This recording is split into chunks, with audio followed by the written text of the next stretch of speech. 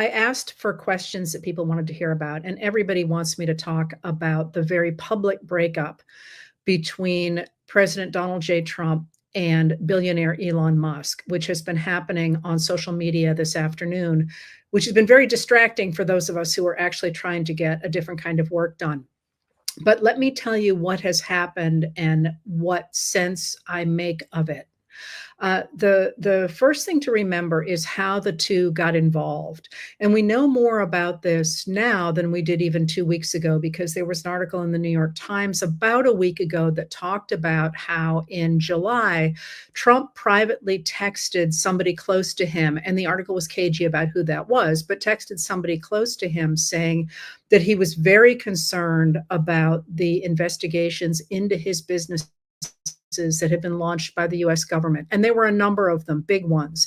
And he said that those could, and this is close to what he said, take him down. So he started to get involved with Donald Trump, with whom he had not been involved very much previously. And by October of 2024, he was deeply involved in the campaign, appeared with Trump at a rally on October 5th. And that night, he texted again somebody to whom he is close or was close, saying that he was optimistic about how the election was going to go. Now, we know that he put about $290 million into the 2024 election, and that appears to have turned the trick for Trump's election in 2024. So that's where the two of them sort of started to come together. Now, once Trump was elected, if you remember, which honestly seems like a million years ago, but it was not all that long ago, it wasn't 6 months ago, Musk, or I guess the election was 6 months ago, but it was more than 6 months ago, but it really feels like it was forever ago. Musk sort of attached himself to Trump and seemed always to be there. If you remember when there were press conferences, for example, he was the one doing the talking and so on, which led a number of people, including me, to wonder who was really in charge of the White House, because Trump is not somebody who tends to fade. He likes to be the center of attention. So it was funny that he was giving so much attention, or letting Musk have as much attention as he was.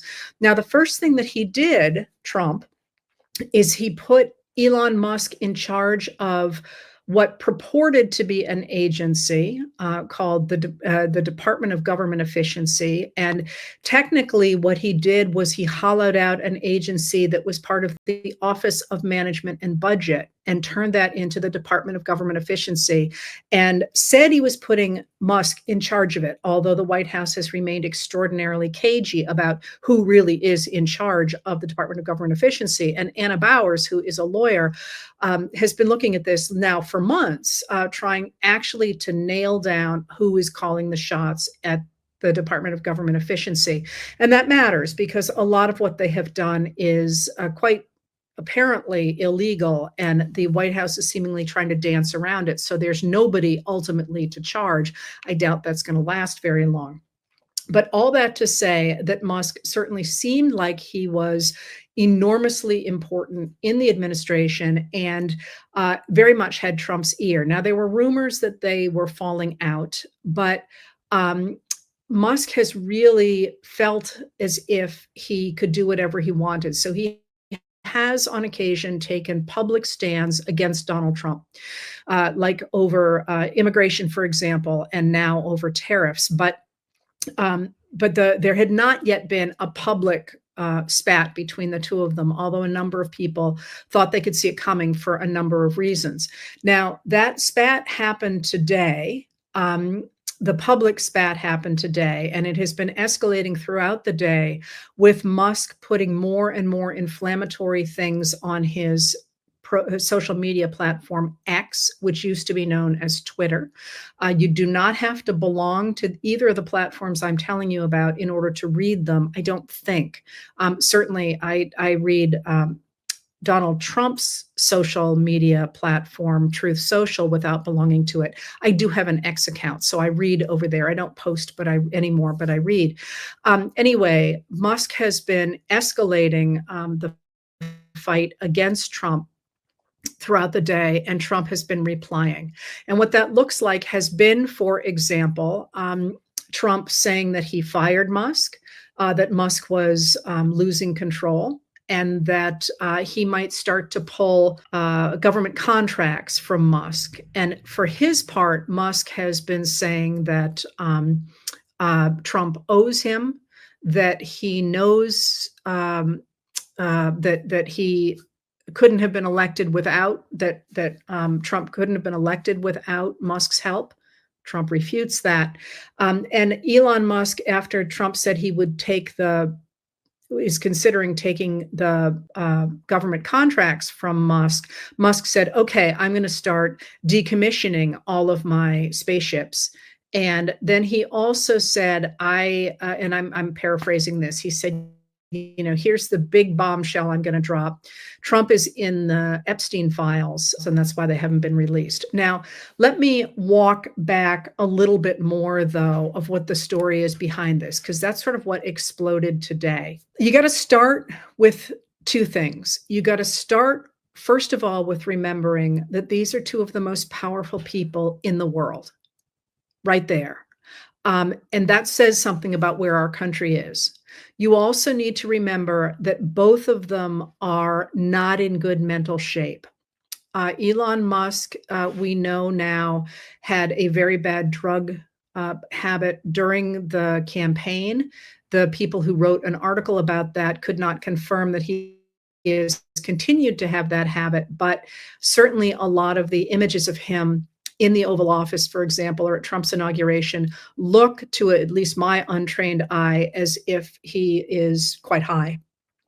So he's got a fairly pronounced drug habit, and Trump is mentally falling apart, and he has been for quite a while. And this, to me, is just astonishing that this isn't a bigger conversation in our public discourse. But the two of them are both mentally deteriorating, and they are both also accustomed to getting their way and being able to do whatever they want and being the center of attention.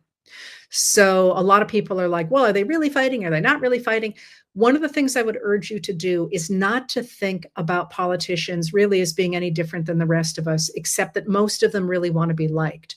So if you knew these two people and you had been watched these two people in your life for as long as you have, do you think that they could maintain a facade of a fight that wasn't real? And I just don't think they could. So you have to remember that they are extremely powerful people who are both in poor mental states, who are deeply, deeply dependent on each other, and who are each trying to get the upper hand in the relationship. So I think what Musk is doing here is trying to say to Trump, but also to the rest of the Republican Party, because one of the things he tweeted today was to remind people that he's going to be around for 40 more years, and Trump is only going to be around for 3.5. It seems like he's trying to make himself a large player in the Republican Party going forward.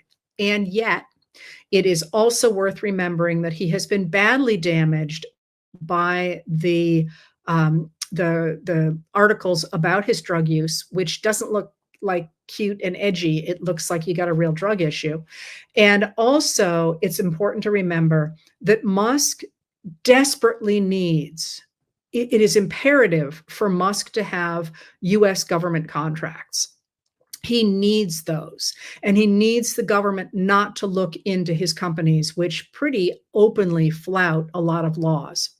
So for all that he's making this big play to sort of say, I'm the king of this squabble, and make a play for controlling the Republican Party, it's unclear how that's going to play out, because a lot of Republicans would certainly like to have access to his deep pockets, but they also recognize that his deep pockets are dependent on the US government, and that might not continue to come through.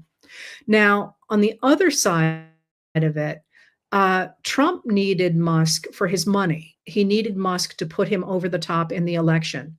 But it's worth remembering that both Musk and Trump have been engaged in what Josh Marshall of Talking Points memo has called a vast criminal enterprise. That is, a lot of what the Department of Government Efficiency did was illegal. pretty openly illegal. And Musk certainly understands the crypto mess that Trump's family and Trump himself have been making money from. So he can spill a lot of that and bring attention to it, and that could quite badly hurt Donald Trump.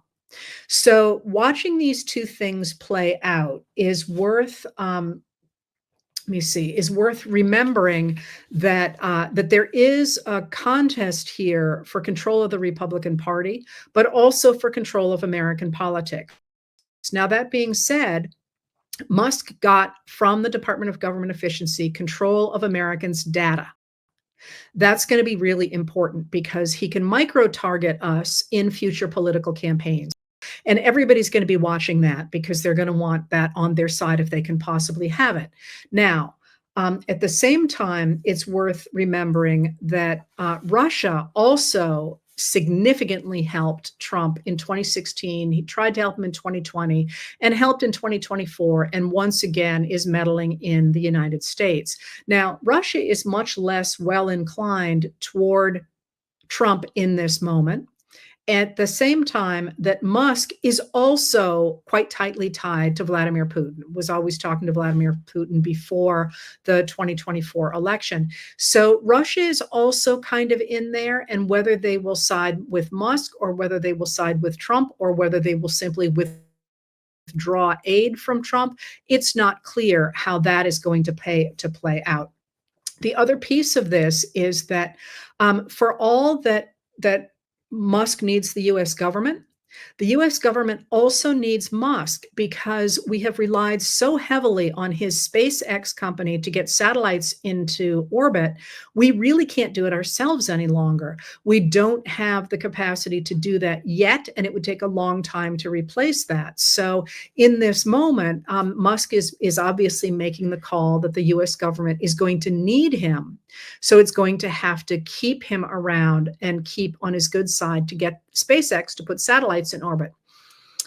It's not clear to me either how that will play out because there are a number of ways that the US government could, in fact, take over Musk's SpaceX. We don't tend to do that nowadays, but certainly in our history, the government has taken over imperative national security industries. And there are also other countries that are launching satellites as well, although not at the same rate that Musk can. I mean, we can launch satellites in the US government, just not at the rate that Musk can. One of the reasons that people like me who were so not keen on Musk having the power he did over our satellite capacities is because we don't want to be held over a barrel by one guy. All right, so all of this is going on between these two enormously powerful members of the global sphere, but also of the US government.